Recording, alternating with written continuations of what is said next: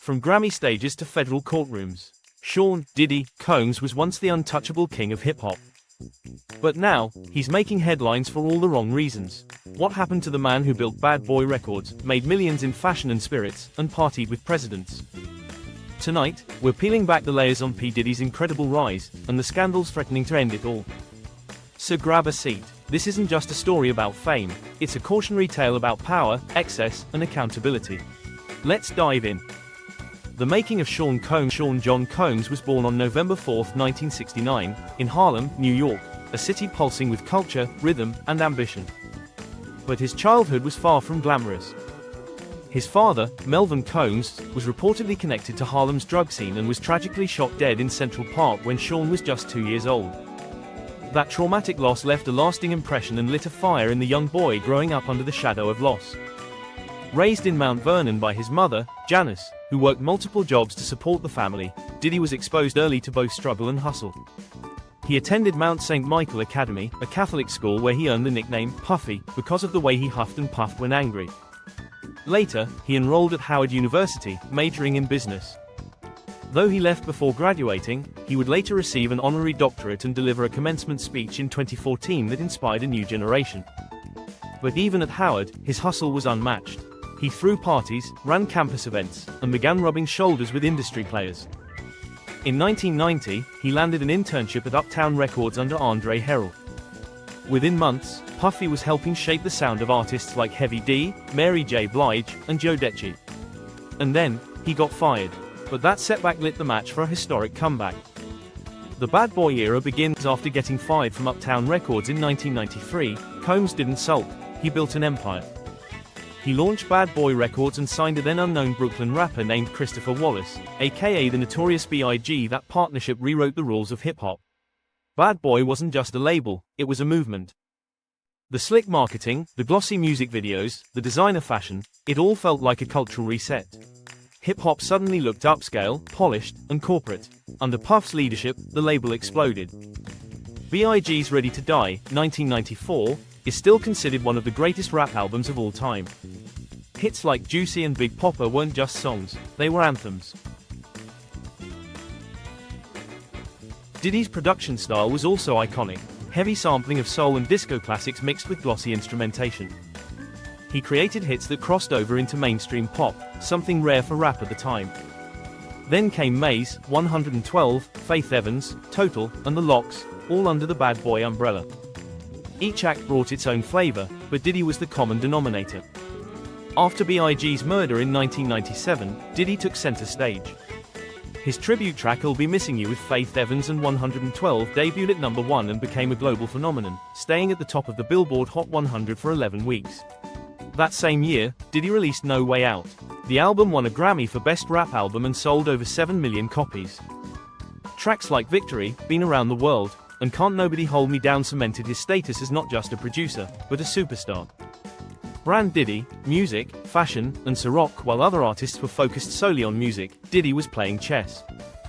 He launched Sean John in 1998, a clothing brand that brought urban fashion into high-end retail stores like Macy's and Saks. It earned him the CFDA Award for Menswear Designer of the Year in 2004, a rare feat for someone from the music world. And then there was television.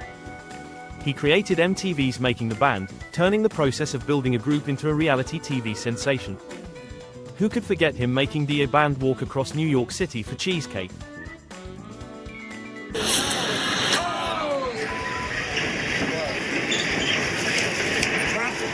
By the mid-2000s, he had fully embraced the mogul life. He started Revolt TV, an ambitious attempt to rival traditional music networks. And then came one of his most lucrative moves, partnering with Diageo to promote Ciroc Vodka. Diddy didn't just endorse Ciroc, he rebranded it. He marketed it as the drink of choice for celebrities, models, and bottle service nights. Under his influence, Ciroc sales skyrocketed from 40,000 cases per year to over 2 million. By 2019, Forbes listed him as the highest-paid entertainer with earnings over $70 million that year alone. Let's not forget, this was a man who had his own fragrance, hosted the VMAs, ran the New York City Marathon, and even flirted with buying an NFL team. The ambition was endless. But as his empire grew, so did the whispers. Legal woes and controversies, but Diddy's empire has long been dogged by controversy, and while the spotlight often focused on the music, lawsuits and whispers followed closely behind. In 1999, a shooting at Club New York nearly ended his career. Diddy, accompanied by then-girlfriend Jennifer Lopez, fled the scene in a car chase before being arrested. He was later acquitted, but the event damaged his public image and ignited years of negative press. He's faced multiple civil suits throughout his career, some settled quietly. These ranged from copyright infringement and assault to workplace harassment and wrongful termination by former employees. But nothing compares to the explosion of legal issues that began in late 2023. Cassie Ventura's lawsuit opened a Pandora's box. She accused Combs of rape, years of physical and emotional abuse, and of trafficking her to others while maintaining control through surveillance, threats, and financial manipulation. The lawsuit was settled in less than 24 hours, but that didn't stop others from coming forward. By early 2024, at least 6 additional lawsuits have been filed, detailing similar patterns of coercion, grooming, drug use, and intimidation. Several cases allege that Diddy operated like a cult leader, using his influence and wealth to manipulate vulnerable individuals and shield himself from consequences. These weren't just industry rumors anymore, they were sworn statements. Allegations include forced abortions, threats with firearms, blackmail via hidden cameras, and using employees to obtain illicit drugs and even recruit women. Then came the moment that changed everything. March 25, 2024, federal agents from the Department of Homeland Security raided Combs' homes in Los Angeles and Miami in connection with an active investigation into human trafficking and interstate sexual exploitation. Footage of the raids went viral, agents in tactical gear, confiscated devices, and media swarming both mansions. Reports claimed Combs' sons were briefly detained and questioned. Though he wasn't arrested that day, the writing was on the wall. This wasn't a lawsuit, this was a criminal investigation at the federal level. Suddenly, endorsements disappeared, Ciroc's parent company distanced itself. Artists stopped name-dropping him. Industry doors began to close. The freak-off scandal and federal trial in 2025, the scandal deepened, and took on a disturbing new tone, with what the media has dubbed the freak-off trial. According to court documents and sworn testimony, Diddy allegedly orchestrated a series of events, referred to as freak-offs, involving non-consensual group sex, excessive drug use, psychological manipulation, and surveillance. Cassie Ventura testified that these parties were arranged without her consent, describing how she was instructed to perform in front of Diddy and others, sometimes under the influence of drugs he allegedly provided. Her mother provided corroborating evidence, including emails and photos indicating Cassie feared for her safety and believed she was being watched.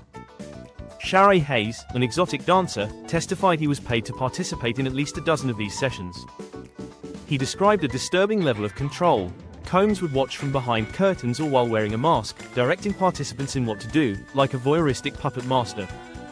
More troubling still was the testimony of David James, Combs' former assistant. James revealed that Diddy regularly used prescription opiates, ecstasy, and cocaine.